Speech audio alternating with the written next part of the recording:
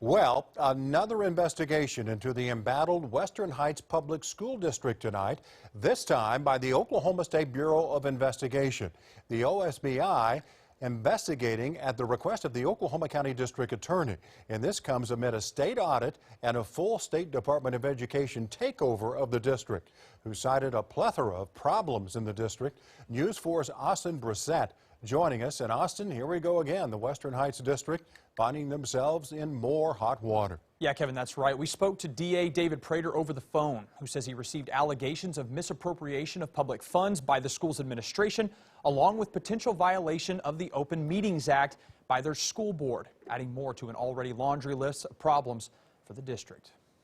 The situation at Western Heights only getting worse. The Oklahoma State Bureau of Investigation launching a criminal investigation into the district and its administration at the request of Oklahoma County District Attorney David Prater.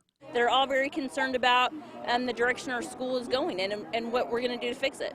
Prater saying he has heard allegations of misappropriating public funds and Open Meetings Act violations by the district's administration and school board. They are spot on about everything that we have been concerned about over the last several months. The move comes amid a massive battle between the district and State Department of Education.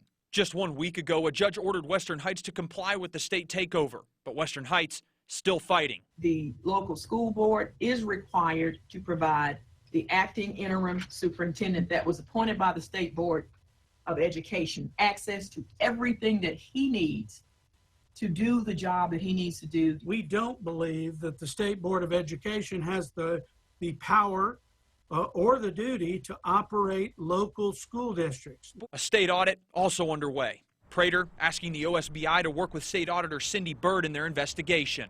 We need to get answers to the community. Claims of shredded documents, the suspension of previous Superintendent Mannix Barnes' certification, and a full state intervention taking place.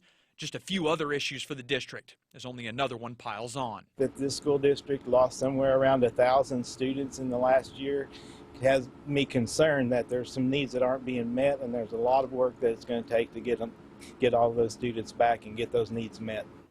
Well, Prater says he has also received documents of evidentiary value on the situation. We spoke with state-appointed Superintendent Monty Guthrie briefly, who said they would not like to comment during an open investigation.